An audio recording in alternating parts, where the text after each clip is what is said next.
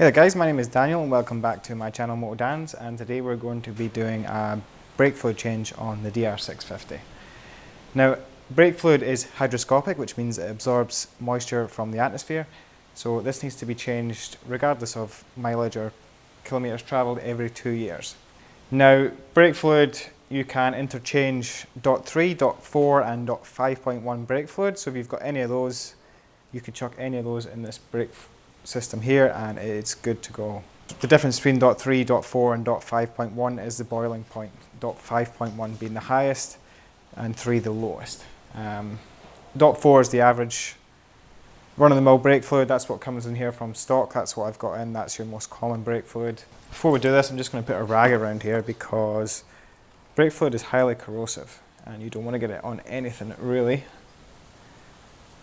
So the more you can protect, the better.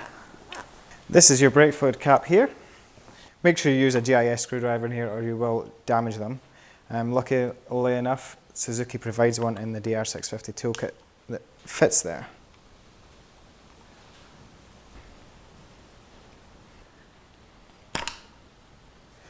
Okay.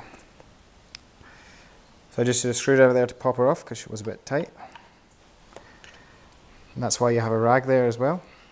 Now if you had a machine to suck out brake fluid, you would suck this dry and then fill it up with fresh fluid. I do not, so I'm just going to be topping it up and we'll just have to bleed all that through. Now the technique I'm going to be doing is, like I said, it's the most basic way to do brake fluid. So I'm going to be pulling on the brake lever, putting pressure on there and then opening up the bleed nipple. When this lever gets back to the bar, I will close the bleed nipple and then release the brake lever and repeat. This way you're not getting air in the system.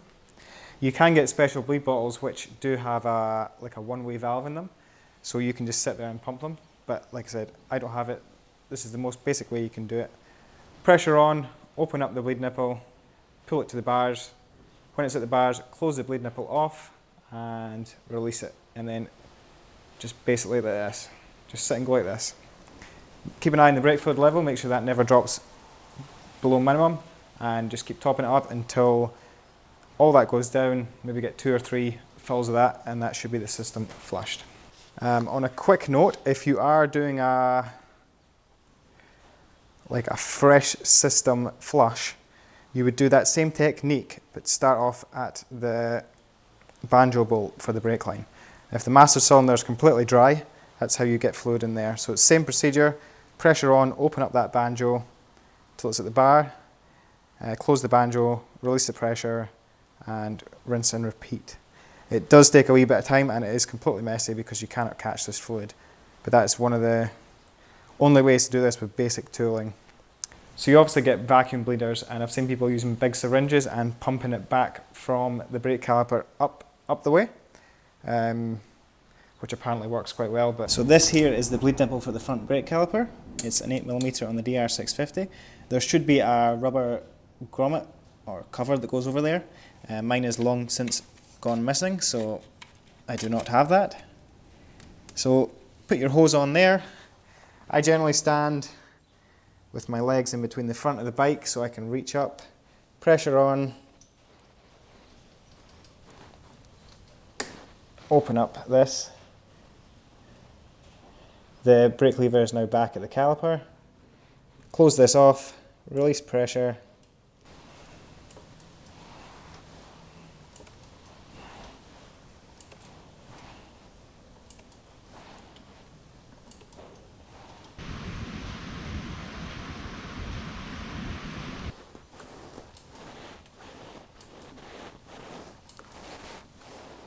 Right, so I've now gone through 4 fills of the master cylinder.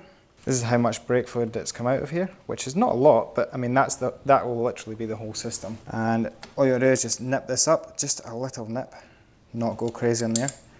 We'll just top up the master cylinder.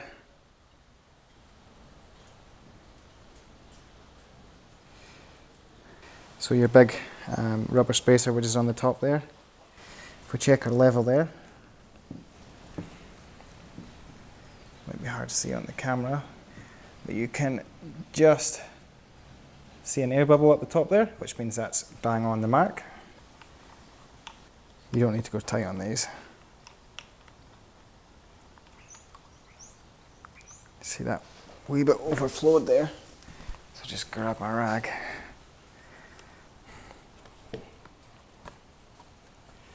And give it a wee wipe down.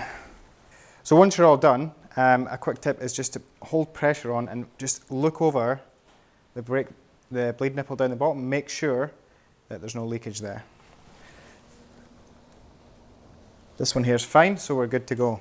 And another quick tip, if you are doing a full, like a fresh system flush, it can be very tricky to get a good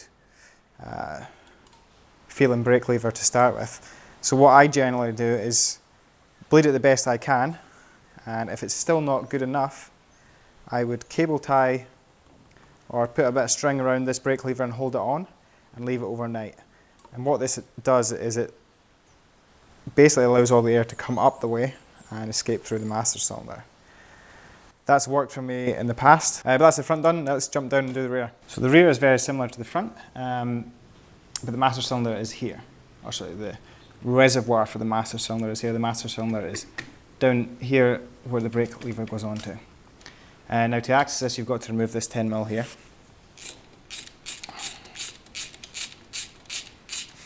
So there's this little bracket that sits on top of it.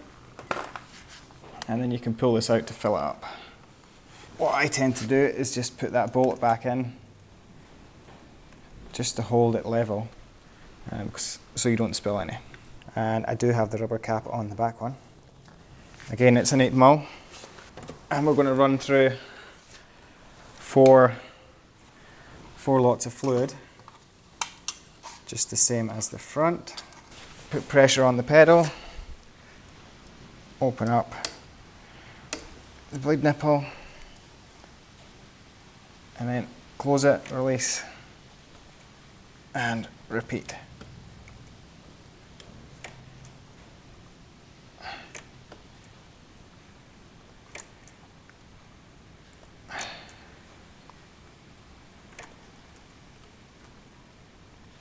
So like I said, when I top it up, all I'm going to do is take the bolt out, pull this to the side, and top it up. And then put the bolt back in so we don't spill any, and repeat.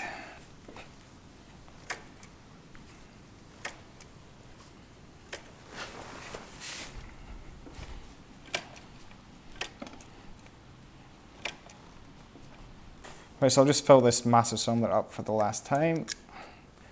We've run four lots through there. You want to just, on the upper mark, put your rubber cap on, your screw cap,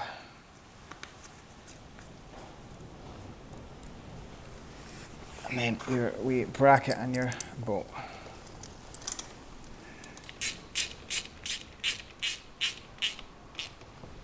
A wee nip there, and again, as with the front, just put some pressure on, make sure that's not leaking, and give this the final tighten up, which is just a wee nip, and put the rubber cap back on.